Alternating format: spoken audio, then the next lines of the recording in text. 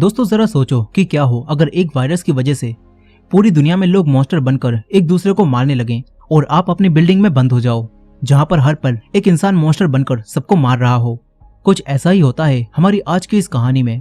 अब बिल्डिंग में बंद लोग उन मॉन्स्टर से बचकर किस तरह सरवाइव करेंगे, चलिए देखते हैं इस कहानी में। तो कहानी की शुरुआत सितंबर साल 2020 में कोरिया से होती है, जहां कई सारी मिलिट्री फोर्स ने एक बिल्डिंग को घेर रखा था।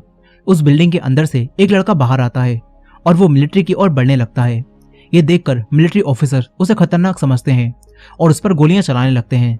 अब कहानी यहाँ से एक महीने पीछे अगस्त में जाती है, जहाँ एक लड़का युनसु एक नए अपार्टमेंट में रहने आता है। युनसु अकेला होता है और वो काफी डिप्रेस भी था, इसीलिए वो बिल्डिंग की टेरेस पर जाकर अपनी जान लेने की कोशिश करता है। मगर एक लड़की उनियो, जो कि यहाँ डांस कर रही थी, वो युनसु को देख लेती है। लेकिन उनियो काफी अजीब लड़की थी।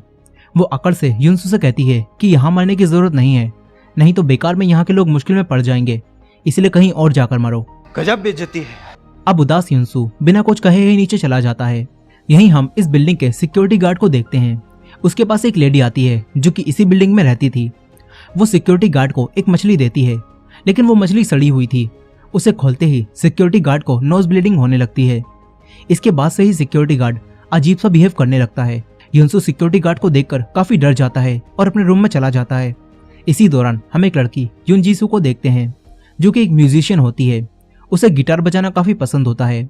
अब वो कहीं जा रही थी, तभी उसके सामने एक आंटी म्योंगसुक आती हैं। वो हमेशा ही अपने साथ एक बेबी स्ट्रोलर रखती हैं और अपने बच्चे से बातें करती रहती हैं। लेकिन जब जीसू उस बच्चे को देखती है तो बेबी स्ट्रोलर खाली होता है, मगर वो आंटी लगातार ही अपने बच्चे से बातें कर रही थी। इससे जीसू उन्हें कोई पागल समझकर उनके साथ लिफ्ट में नहीं जाती। तभी एक आदमी, जो कि एक टीचर होता है, वो यहाँ आता है और जीसू को बताता है कि वो औरत कोई पागल नहीं है, बल्कि कुछ समय पहले उनका बच्चा जब बेबी स्ट्रोलर में बैठा था, तब वो स्ट्रोलर सड़क पर चला गया और उनके बच्चे की एक्सीडेंट में डेथ हो गई और वो अब तक उस सदमे से बाहर नहीं आ पाई हैं। अब जीसू को ये सब जानकर काफी बुरा लगता है। फिर जीसू इस टीचर के साथ ही नीचे चली जाती है। इसी दौरान ये टीचर एक आदमी से टकराता है, जिसके पास से एक ग्रीन टेप गिर जाती है। दरअसल ये आदमी एक गुंडा होता है और इस गुंडे ने यहाँ एक रूम में एक आदमी को बांध रखा था। ये गुंडा उसे खूब टॉर्चर करता है और उसे फोन में कुछ दिखाता है, लेकिन उस आदमी को कुछ भी याद नहीं आता और ये देखकर इस गुंडे को गुस्सा आता है। वो उसे और भी ज्यादा टॉर्चर करने लगता है। वहीं दूसरी तरफ हम फिर से ओनियो को देखते हैं, जो कि अपने सौतेले भाई के साथ रहती है। उसका भाई उसकी बहुत केयर करता है, लेकिन उन दोनों में ज्यादा नहीं बनती, इसलिए ओनियो यहाँ से बाहर चली जाती है। बाहर ओनियो को वही गुंडा खड़ा मिलता है। ओनियो मूड ठीक करने के लिए उससे बातें करने लगती है। दूसरी तरफ युनसु अपने रूम में बैठकर गेम खेल रहा था। तभी उसके पड़ोस में रहने वाली एक लेडी के घर से उसके रोने की आवाजें आने लगती हैं। दरअसल उस लेडी को नोज ब्लीडिंग हो रही होती है, जिससे वो काफी ज्यादा रो रही थी। अब थोड़ी देर बाद जब युनसु सोकर उठता है तो देखता है कि डिलीवरी बॉय उसके ऑर्डर किए हुए नूडल्स को बाहर ही रख गया है। युनसु उन्हें उठाने के लिए बाहर जाता है, लेकिन किसी ने उन्हें फेंक दिया था। अब तभी युनसु को अपनी वही पड़ोसन दिखती है, जो कि अपनी ही बिल्ली को मारकर खा रही थी। युनसु ये देखकर काफी डर जाता है और तुरंत ही अपने रूम में घुस जाता है। तभी वो लेडी उसके दरवाजे पर आती है और कहती है कि दरवाजा खोलो, लेकिन युनसु दरवाजा नहीं खोलता।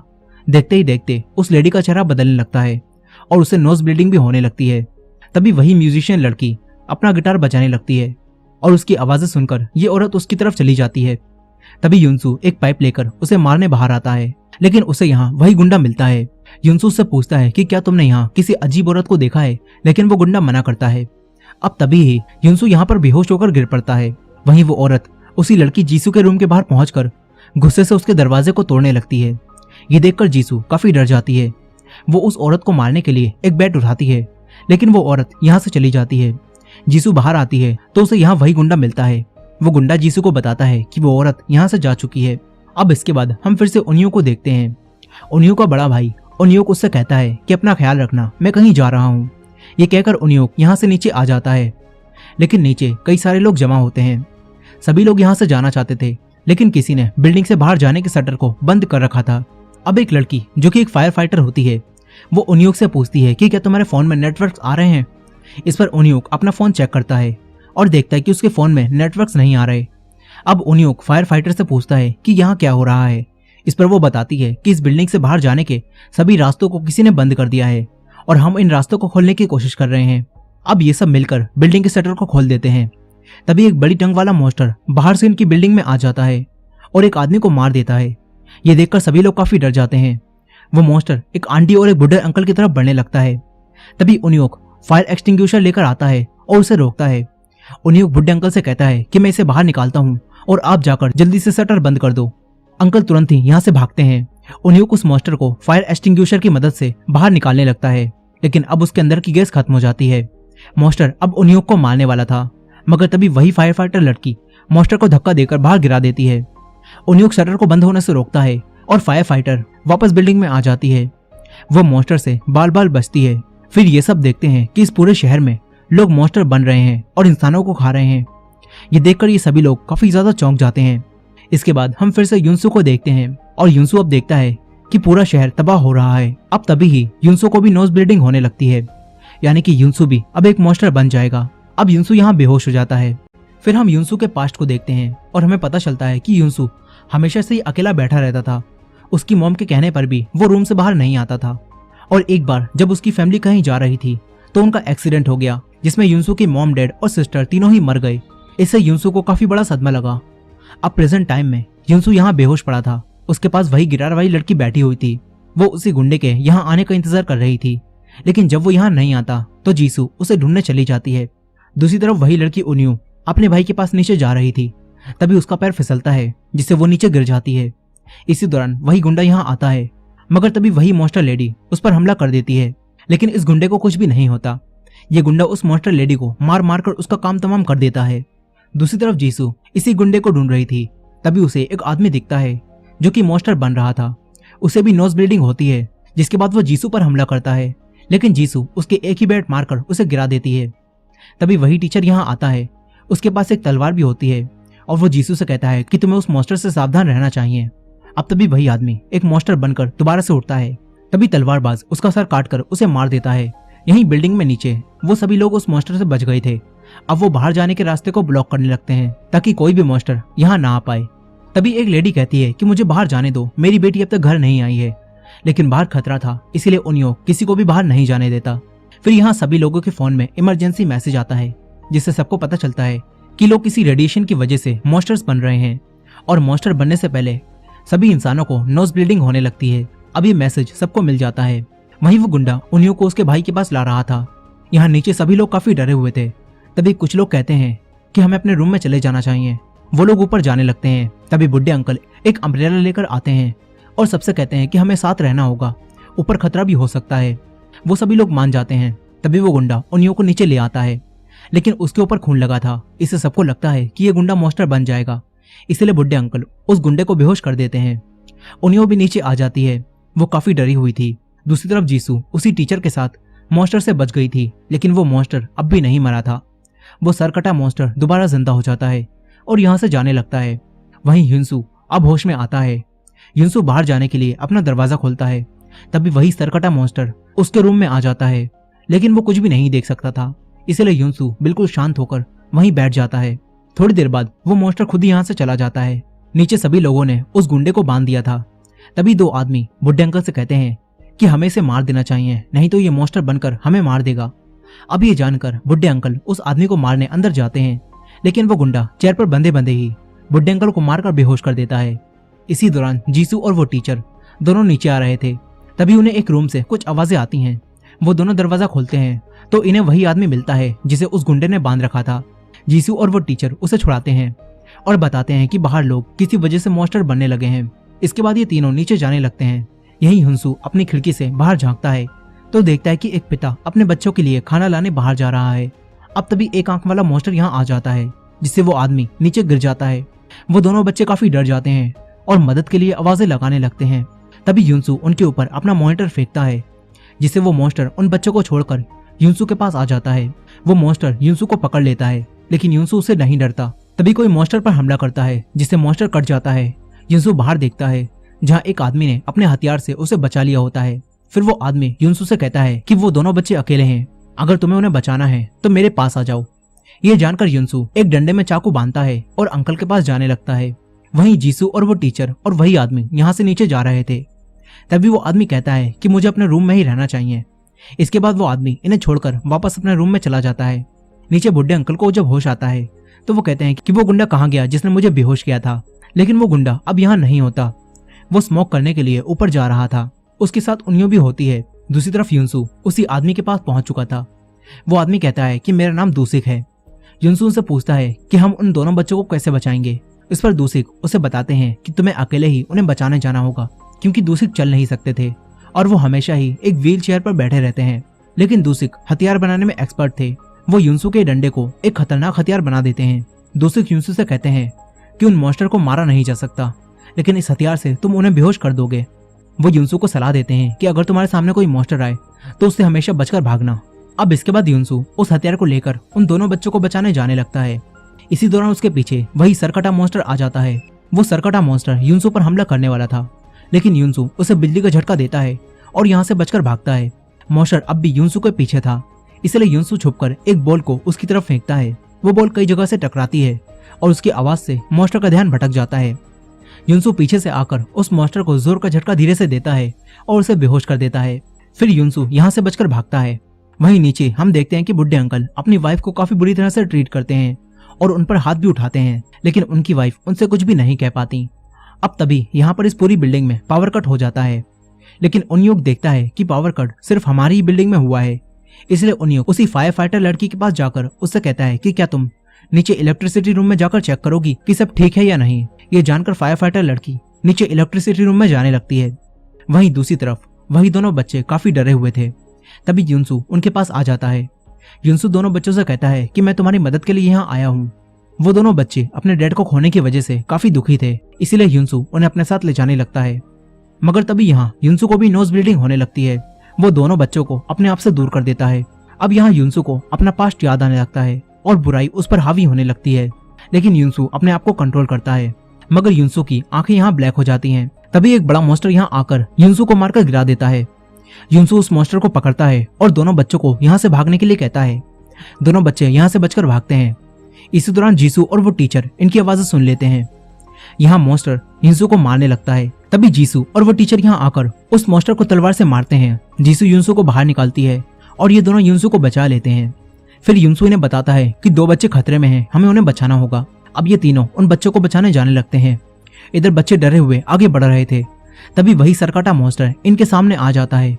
ये दोनों शांत होकर बिल्कुल चुपचाप आगे बढ़ते हैं, लेकिन फिर मोटा मॉन्स्टर भी इनके पीछे आ जाता है। सरकटा मॉन्स्टर उस मोटे मॉन्स्टर की आवाज सुनकर उस पर हमला करता है, लेकिन मोटा मॉन्स्टर उसका हाथ पकड़कर उसे खींचता है और मारने लगता है। बच्चे ये देखकर चुपचाप पतली गली से निकल लेते हैं। इधर मोटा मॉन्स्टर सरकटे मॉन्स्टर को पंच मार मारकर दीवार में घुसा देता है और उसे फिर उठाकर बाहर फेंक देता है। इसके बाद वो मॉन्स्टर दोनों बच्चों के पास आने लगता है। दोनों बच्चे काफी ज्यादा डरे हुए थे, मगर तभी वही स्ट्रोलर वाली आंटी बीच में आ जाती हैं। लेकिन मोटा मॉन्स्टर उन्हें भी मारने लगता है। वो उन्हें उठा उठाकर पटकता है। इससे वो आंटी नीचे गिर जाती हैं, लेकिन फिर उन्हें अपना बच्चा दिखता है और फिर ये मॉन्स्टर उनके बेबी स्ट्रोलर को कुचल देता है, जिससे इन्हें काफी ज्यादा तकलीफ होती है। लेकिन फिर वो कहती हैं कि मैं जानती थी कि मेरा बच्चा अब इस दुनिया में नहीं रहा। अब तभी वो मॉन्स्टर दोबारा इन्हें मारने लगता है। तभी युनसु और बाकी दोनों भी यहाँ आ जाते हैं। ये तीनों दोनों बच्चों को अपने पास बुलाते हैं। तभी मॉन्स्टर उनकी तरफ मुड़ता है, लेकिन वो आंटी मरी नहीं होती। वो आंटी दोबारा उठकर मॉन्स्टर के ऊपर चढ़ जाती हैं और उसे पकड़ लेती हैं। यहाँ हमें पता चलता है कि ये आंटी भी युनसु की तरह इन्फेक्टेड हो चुकी हैं, लेकिन वो पूरी तरह से मॉन्स्टर नहीं बनी, जिससे अब उनके अंदर स्ट्रेंथ बढ़ गई है। अब वो मॉन्स्टर को पकड़ी थी। तभी जीसू उसके बेड मारती है। फिर वो टीचर भी यहाँ आ जाता है और वो मॉन्स्टर को तलवार दिखाते हुए कहता है कि मोटे, तू मेरे सामने कुछ भी नहीं है, चल मुझे पकड़ कर दिखा। ये कहकर वो भागता है। मोटा मॉन्स्टर उसके पीछे जाता है, लेकिन आगे बड़ी सी खिड़की लगी होती है और वो टीचर अपना दिमाग चलाता है और खिड़की के सामने खड़ा हो जाता है। फिर जब वो मॉन्स्टर यहाँ भागता हुआ आता है तो वो टीचर बीच में से हट जाता है और मॉन्स्टर खिड़की से बाहर नीचे गिर जाता है। मॉन्स्टर डायरेक्ट जाकर बाहर गिरता है। यही वो टीचर अब बच गया होता है। इधर वो आंटी भी जिंदा थी और अब ये सभी उन्हीं अंकल दूसरे के रूम में आ जाते हैं। इन्होंने बड़ी मेहनत से उन दोनों बच्चों को बचाया था, इसीलिए अब ये सब मिलकर यहाँ खाना खाते हैं। वहीं वो फायर फाइटर लड़की इलेक्ट्रिसिटी रूम में थी, लेकिन यहाँ एक स्पाइडर मॉन्स्टर उस पर हमला करके उसे पकड़ लेती है। यहाँ नीचे बैठे सभी लोग आराम से न्यूज में अपने प्रेसिडेंट को स्पीच देते हुए सुन रहे थे। इनके प्रेसिडेंट इनसे कहते हैं कि घबराने की जरूरत नहीं है, हम हालातों को काबू में कर रहे हैं। लेकिन अब तभी इनके प्रेसिडेंट को भी नोज ब्लीडिंग होने लगती है और वो भी एक मॉन्स्टर बनने लगते हैं। तभी वहां मौजूद ऑफिसर्स उन्हें गोली मार देते हैं, लेकिन ये सब देखकर ये लोग और भी ज्यादा डर जाते हैं। यहाँ लाइट पहले ही आ चुकी थी और उन्यूक सिक्योरिटी कैमरों की मदद से उस फायर फाइटर लड़की को देखने की कोशिश कर रहा था, लेकिन यहाँ नीचे लगे कैमरों को किसी ने घुमा दिया होता है, जिससे उन्योक कुछ भी नहीं देख पाता। और यहाँ वो फायर फाइटर लड़की मकड़ी के जाल में फंसी हुई थी। अब अगली सुबह नीचे सभी लोग उन बुढ़े अंकल से शॉप खोलकर उन्हें खाना देने के लिए कहते हैं, लेकिन बुढ़े अंकल काफी मतलबी थे, वो किसी को भी खाना नहीं देते। तभी वही आदमी जिसे उस गुंडे ने पकड़ रखा था, वो एक सूटकेस लेकर नीचे आता है और सबसे जान पहचान बनाने के लिए अपने सूटकेस में से बच्चों की चीजें निकालकर उन्हें खाने के लिए देता है। लेकिन सोचने वाली बात यहाँ यह है कि आखिर ये आदमी बच्चों के खाने की चीजों को अपने सूटकेस में लेकर कहाँ जा रहा था। खैर, इसका जवाब भी हमें आगे मिलेगा। अब यहाँ सभी लोग खुशी से उससे वो चीजें लेकर खाने लगते हैं, लेकिन एक पेट वाली लेडी उस सूटकेस में खून लगा हुआ देख लेती है, इसलिए वो कोई भी चीज नहीं लेती। अब कुछ देर बाद एक आदमी देखता है कि बाहर के हालात अब ठीक लग रहे हैं और कोई भी मॉन्स्टर बाहर नहीं दिख रहा। तभी वही आंटी अपने फोन में देखती हैं कि उनकी बेटी उनके पास आ रही है और वो तुरंत ही जाकर बिल्डिंग के शटर को खोल देती हैं। यही उन्योक बिल्डिंग में मौजूद सभी लोगों से कहता है कि जितने भी लोग जिंदा बचे हैं वो सभी लोग नीचे आ जाओ। अगर हम सभी लोग साथ रहेंगे तो हमारे सरवाइव करने के ज्यादा चांसेस हैं। बिल्डिंग में मौजूद सभी लोग ये बात सुन लेते हैं। तभी उन्योक देखता है कि उन्हीं आंटी ने शटर को खोल दिया है। वो बाहर जाता है और कहता है कि इसे जल्दी से बंद करो। अब तभी ही इन आंटी की बेटी भागती हुई इनके पास आ जाती है। वो बिल्डिंग में आने ही वाली थी, मगर तभी वो गिर जाती है। एक आदमी उसकी मदद के लिए जाता है, मगर वही लंबी डंग वाला मॉन्स्टर उन दोनों को ही मार देता है। वो मॉन्स्टर यहीं छुपा हुआ था और वो इनकी बेटी को बड़ी बेरहमी से इनके सामने मारता है, जो देखकर उन्हें काफी तकलीफ होती है। तभी उन्योक सबको हटाकर दरवाजे को ब्लॉक कर देता है, जिससे सबकी जान बाल बाल बचती है।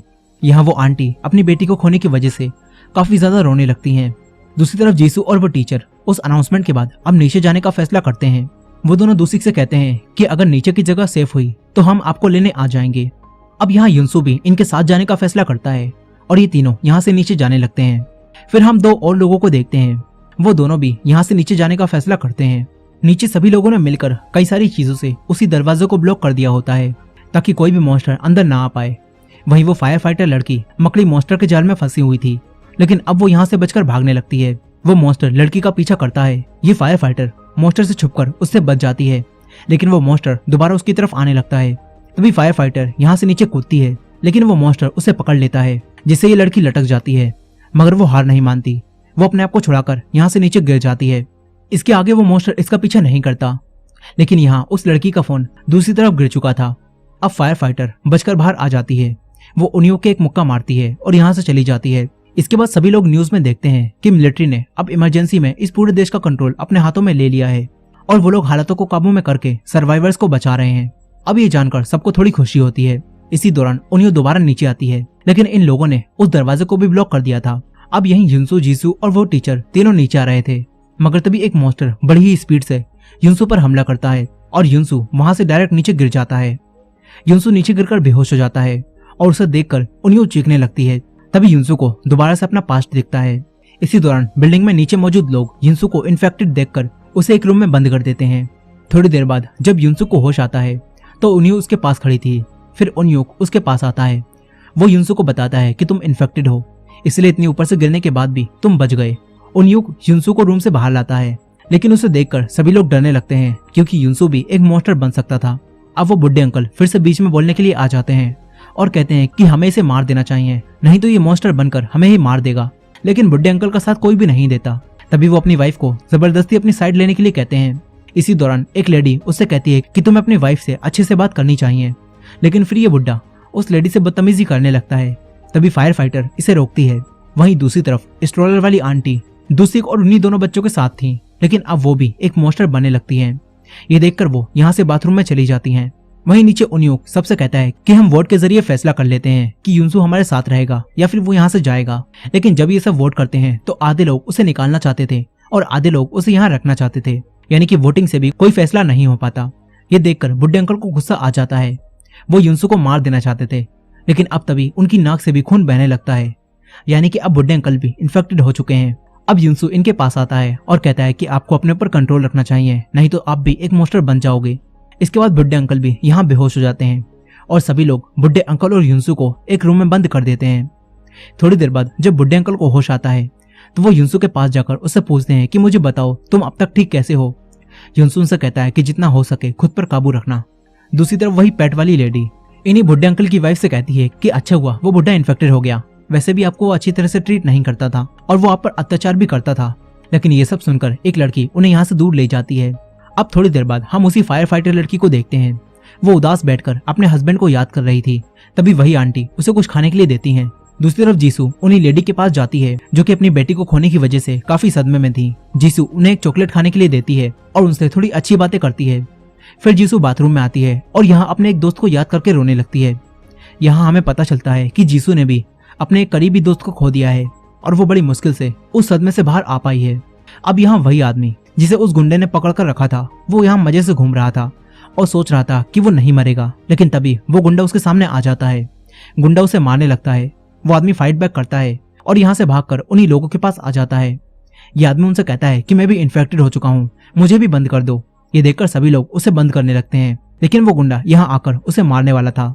तभी वही टीचर बीच में आकर उसे रोक देता है। मौके का फायदा उठाकर ये आदमी अपने आप को यहाँ बंद कर लेता है। ये आदमी युनसू के पास जाकर उससे बातें करने लगता है और कहता है कि मुझे भी एक मॉन्स्टर बनना है, मुझे बताओ तुम मॉन्स्टर कैसे बने।